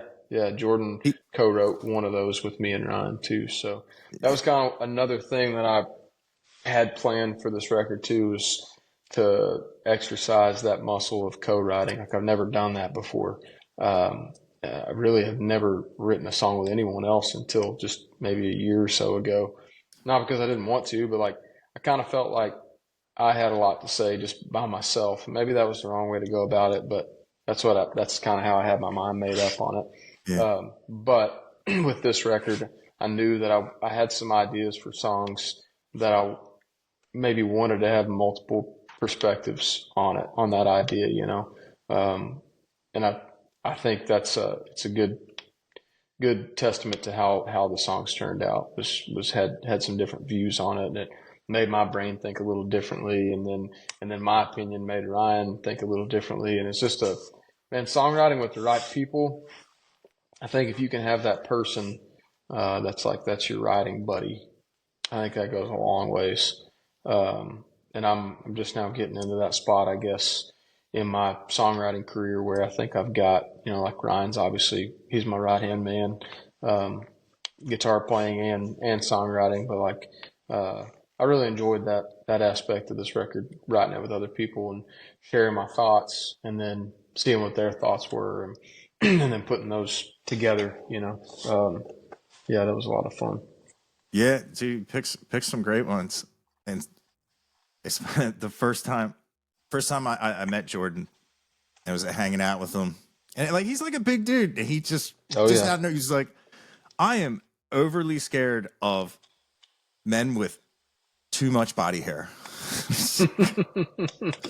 And he tells this story, and like he's got a lot of great stories on the road, but that one was with Tanner, and I was like, dude, you should do a podcast.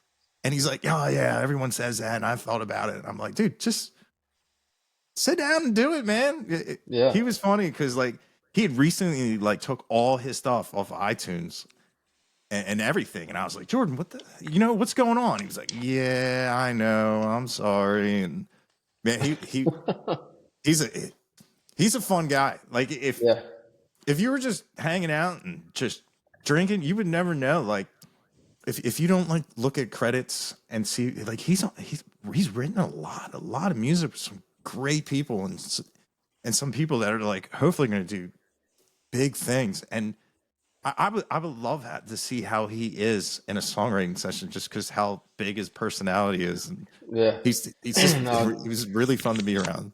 Jordan's great. He's just kind of one of those guys. Like I didn't know him up, before last year's tour. I did not know him at all, but it felt like he was just one of those guys that I'd known for 10 years. He can sit and have a conversation with anybody, and is not overly outgoing where he's annoying, but he can hang. He's not going to be awkward, and he's a great songwriter, and he kind of one of those writers where it's like he's not the ringleader or the driver of it. He's just putting his input in where it's needed, and it's tasteful and it works. And yeah, I enjoyed writing with him. We need to write again soon. Yeah. Tanner, dude, Tanner's one song, like Josephine. That was the first time I'd ever like just been like he tore my heart out, man. And he has a way with songs where like he will tear your heart out, crush your soul, and he'll hand it back to you, and you'll thank him for it. Yeah. I just remember like I was like, man, like that was when like my TikTok was on fire. I'm like, dude, I'm crying in front of like hundreds of thousands of people, and I'm just like, man. So that's what that feels like, because I'd only use music to like, if you're working out, you just put on and just I never put on music like as like therapy to like feel better by making yourself sad. And when people say like, oh, you listen to those sad songs make me happy. And It's an interesting concept, isn't it? Yeah. And like, and I get like the Pecos, this damn song, and how people start using that. And I'm still like a rookie in it. Yeah. Because, I didn't grow up with it like that. Like my thing was like, I always like listen to the guitars. I love like the tone and stuff like that. But like I'm still, it's been very hard for me to be like lyrically like into the lyrics first and then the music secondary. And it's just like, that has just been one of the hardest things. Cause like, man, I just like the ADHD just is like, boop, boop, boop, boop. Cause I find I like, cause I'll go like today I was like, let me get refreshed and just, we're just going to jam out the Kolton. And like, the first thing I'm like, all right, we're going to listen to lyrics. And your bass player comes in with this like awesome, deep, throbbing bass tone. And I'm like, oh man, that sounds good. I'm like, oh, man. It's like, I love how he's playing off with Aaron and how like that percussion. I love when bass players do that. And it's like an addition to the drums. Yep. And then like for the first verse, I'm like, dude, I have no idea what the song's about. Like it could be the saddest song. Yeah. And then like, oh, Ryan comes in, you're like, oh man, that's a tasty tone. Yeah. And it's just like, God. And like, but I can hear you. And it's almost like you become like a harp or something. You know what I mean? It's just a weird thing. And then if I just listen again and again, and be like, oh. And like, and then like, I love like some of the like the lyrics, man. It's like the one like, I want to live in the stream you playing or something. In the song you mentioned earlier. Is it You're Alpine? Yeah, You're Alpine. I think it's funny, like you said, you didn't, you can't remember the titles of your own songs. Dude, I'm the same way. Terrible at it. I got hired to play a show, And the guy looked at my set list. He goes, dude, what is that? He's like, what's the airplane song? I said, it's that, I said, it's Gary Allen. He goes, what song? I was like, there's a plane flying now. It's the airplane song. Yeah, yeah. And he's like, okay. And then there was a couple, he was just like, what the hell is this? And I had it, the Dirty Booty Coochie.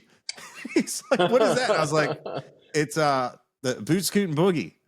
I said, and he's just like, dude, just Whatever. people are man. going to be grabbing that after the show. And I'm like, well, obviously mine's going to go higher on eBay because mine has character. And he's, I was like, listen, I don't care what you're playing. I just need to know what key it is. Yep. But yeah, I'll be I'm there the same. for it.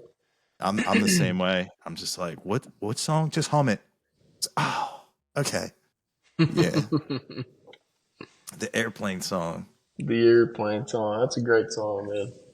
Yeah, that's one like where I would listen to, and it's like I had I heard that before I had heard, you know, the stuff I'd heard before that just didn't resonate with me, I would think that would be more like a softer rock because I love the guitars in that. That's not how they play off of those chords and how big that song is with 3 chords, the entire song pretty much. That's the cool thing about country, of how you can have very minimalistic music, but once you start piling in like pedal steel and organ and keys, and it's just like, but at the root of that simple melody, it's so cool how like you can build I love layering of stuff.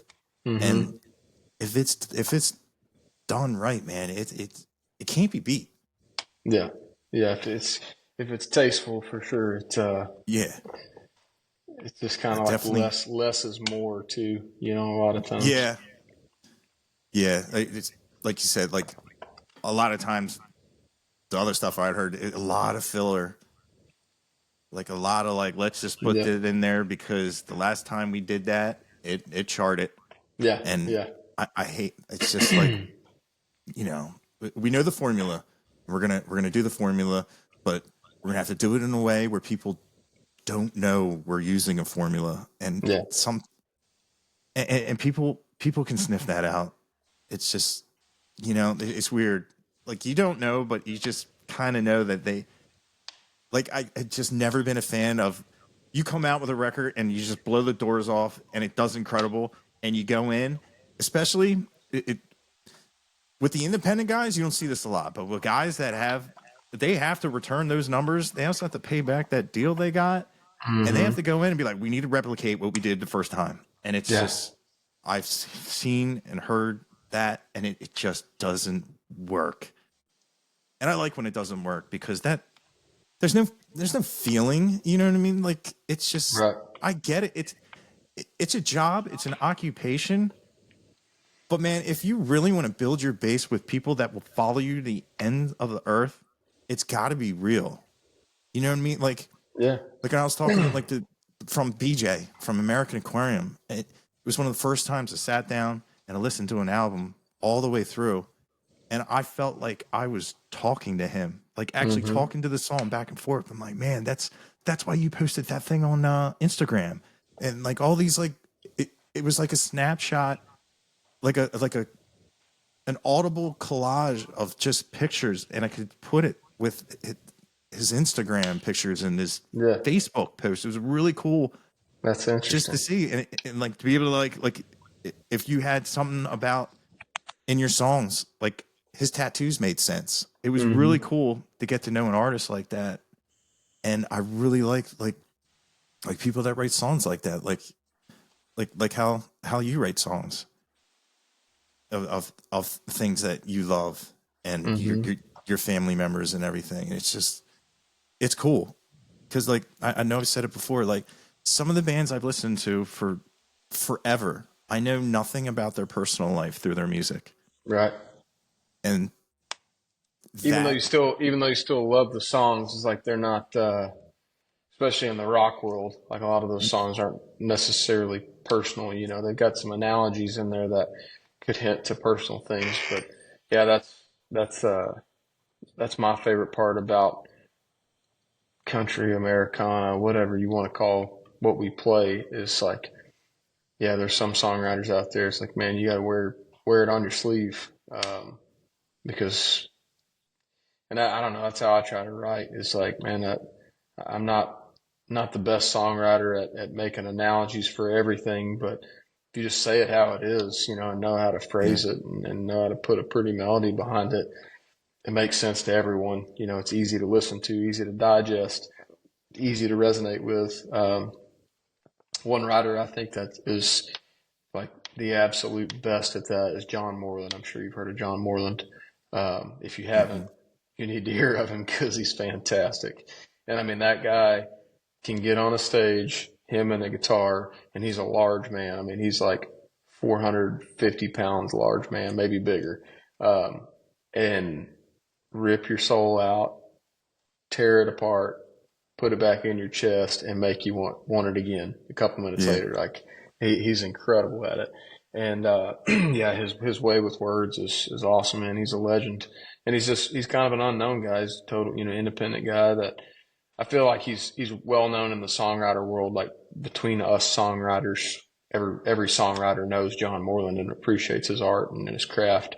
But he's not known by the masses. He's no Zach Bryan or anything. Like but he's a legend, and I've got a lot of respect for him and guys that write the way that he does. And Yeah. yeah, I think that's a good influence. Yeah. I was talking to one of my buddies at work, and he's a rocker. He doesn't he doesn't listen to country. He's a rock and roll guy, and they were talking. He was talking about some artists that had drank too much and pretty much didn't wake up. And I said, man, that sounds like Keith Whitley. And he goes, who's Keith Whitley? And I was like, dude, I've been there. I said, you need to check out Keith Whitley. And he was like, okay. And he was like writing it down. And he was like, we're just talking about like personal songs and stuff like that and heavy lyrics. And just out of nowhere, he goes, man, there's this big dude from Oklahoma that I love. And I said, there's no way there's a guy in Delaware right now that is talking about John Moreland. There's no way. Mm-hmm. And I was like, I could just giving off names. And he goes, nah, man. He goes, here, let me look at my playlist. And I was just like, and in my head, I'm like, there's no way John Moreland, because that's what I was like, there's no way he knows who he is. And he goes, yeah, I like this dude. I was like, dude, that's John Moreland. How do you know about him? And you don't know who Keith Whitley is? I said, dude, Yeah. that's incredible. So you have no idea how like my mind is just like blown right now. Mm-hmm. But that's like when he got in the whatever happened with him and Kyle Nix, and people are like, who's John Moreland? And the true fans, I love the comments in that. They were like, Yeah. like, how dare you, sir? Yeah. How dare Do you? your homework. Figure out who John Moreland is. Yeah. But yeah, he's great, man. And there's a lot of cats like him that are even less known than John is, that are just great lyricists and songwriters, and may not ever be known. Um, but yeah, that's kind of the joy of the whole songwriting thing, is like it's willing to give back to you what you put into it, kind of deal. Put Yeah. some time and effort towards it, and show it some attention, and it's willing to give you back, as much as you're willing to put in. So. Yeah. And it's amazing how you could write a song not for the intended fact that someone takes it and it like heals them in a way, in a part of their lives that maybe you didn't intend to, but Yeah. they just turn it into something. I love, just like I've seen people, being in line doing the meet and greet of meeting people being like, you saved my life. And that's, to me, that's incredible. And it's just like, Yeah. and hearing it like like you just never know what, like, I would never know what to say to that, like something. I don't think there is anything good you can say, or right or wrong you can say, because I've been in that situation multiple times where I've got a couple of songs that are about deaths that I've experienced, and obviously that resonates with a lot of people because death's a real thing, and life comes and it goes. And yeah, somebody will come up to you at the end of the show or even send you an Instagram message that's, 5 paragraphs long and talk about losing their baby brother or whatever, and it's like, fuck, what do you reply to that? Like, Yeah. thank you for listening. Like, it's usually how I kind of put it. Like, I appreciate you for listening, and I'm so glad the song helped you out, but that's what songs are for, that's, yeah, there's healing power that's left in a good song for sure. And in a good song like that, we were talking about, Gary Allen, that airplane song, like the reason for that song being written. Like if you just listen to it as a person that's never heard the song, be like, oh, that's a cool song. It's got a catchy little, melody to it, and it's about an airplane or about airplanes, But then if you study up on the reasoning about him losing his wife and the reason why I went to watch airplanes, like, dude, that is that'll cut you deep. And if you've ever experienced anything remotely like that, yeah, that'll really really get to you. I, But I yeah, had no man, idea that's what that song's about. yeah, do some reading on it. There's an article that he did like right around the time the song came out with Rolling Stones or GQ or something like that. Some big publishing deal that kind of talks about the whole deal, the whole reason for the song, and yeah, it's pretty cool. I'm not gonna go into detail because I'd butcher it completely, but yeah, it's got a lot about to do with him losing his wife. Pretty neat. Yeah, and then I'm like running to the lyric. I'm like, oh my god, Mm-hmm. that's. Yeah, but that's another one. Like I was talking to Cody Jinks. Like musically, it's a fun song to listen to. Oh But yeah. when you, it's like you said, his song David. A lot of people know the words, know the meaning, and they're crying, and the other people happy, fun music, Yep. and they're dancing. And I'm like, thankfully, you understand. There's people like me Yeah. that it's in major. It's a happy, let's have fun. And then you look over and you're like, everybody in the room's crying. Like it's nice that people people know because some of these guys are intimidating. It's like, man, I somebody's singing a song about they lost somebody, and you're just like really digging the guitar and everything. You're just like, and Yeah. there's the lead singer, like, how high is this jump? I'm gonna leap on this, man. Yeah. Yeah. Yeah. But yeah, I it's a new thing for me, and it's just another like maybe it just came into my life when I was mature enough to, you know what I mean. But I've always liked like poetry and stuff, and I find a lot of it's just like, especially what you guys are doing. It's like poetry with like the music. I don't lose anything. I gain like deep, meaningful stories, and I don't lose any of the rock. I don't feel like I've gone. I hate to say like gone soft. You know what I mean? I Yeah. still got the rock and drums. Got the the guitars are heavy. Yep. Obviously not every song, and then like you still got the ballads that mean something. You know what I mean? Mm-hmm. And yeah, you guys are definitely like an awesome find, and that's like one thing like I hope like the channel does is like bring people. Like people should stop. Like if somebody from my background hears Godman Blues, they should stop whatever they're doing. I don't care. Pull over to the shoulder and just buy all your albums. Go in Bands in Town or wherever and find out where you guys are, because that's what should happen. Because there's way too much talent for just it. For just there's no way I couldn't see somebody just the thing is we got to get it to them. You know what I Yeah. mean? Like, and Yeah. that's what I try to do, because Yeah. like someone from my background, you know what I mean? Like man, like it's like hearing Stevie Ray Vaughan for the first time again. That song, it's got just I love it, man. And your voice starts to own it. You're just like, holy Yeah. Like everybody, good luck. I'm glad you dig that one. Oh, I dude. always love it when people have like nobody ever has like a reason necessarily like that song doesn't resonate with someone on an emotional level usually, but it's just the feel of it. And I think it's because it was coming from a bunch of kids, you know. It was like I said earlier in the podcast, I was 20, Ryan was 22, It's crazy. Aaron was, I don't know, like we were just all young kids, you know. We were playing honest music, like we were doing the best we could at the time, and I think there's something to be said about that.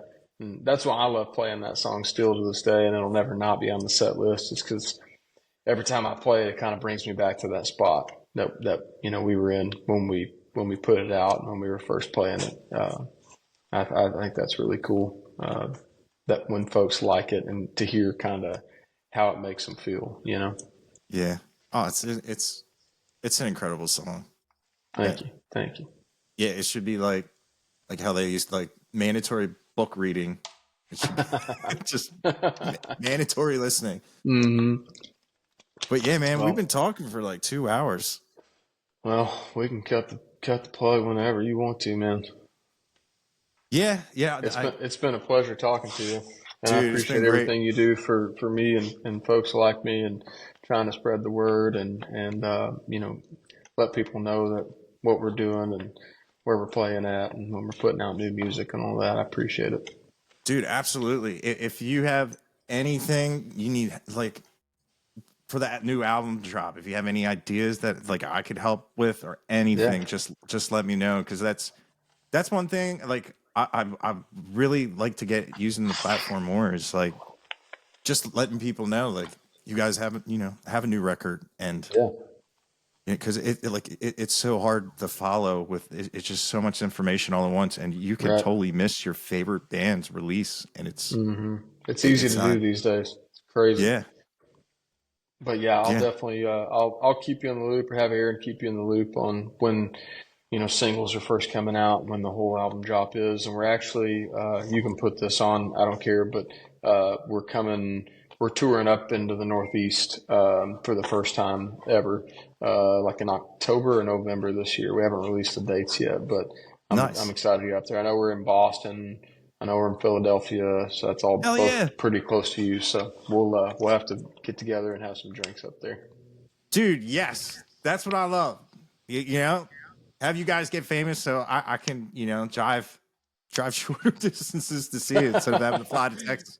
That is Yeah, the goal, exactly. dude. Yeah, man, you just made my day. Hell yeah. Yeah, I'm looking forward to that. Dude, so am I. Yeah, that's definitely not going in the work if that is an option. Yeah, Yeah, yeah, for yeah. sure. You heard it here first, boss. I'm not actually sick. That's Colton right. Moore's in That's town. right. But yeah, dude, thanks for hopping on. And Yeah, yeah, I know how much artist time's worth to them. And man, you just gave me like 2 hours. I really appreciate it. yeah. Thank you so much. I appreciate it again. Yeah, man. It was great talking to you. Likewise. Yeah, man. Well, you have a good rest of your night.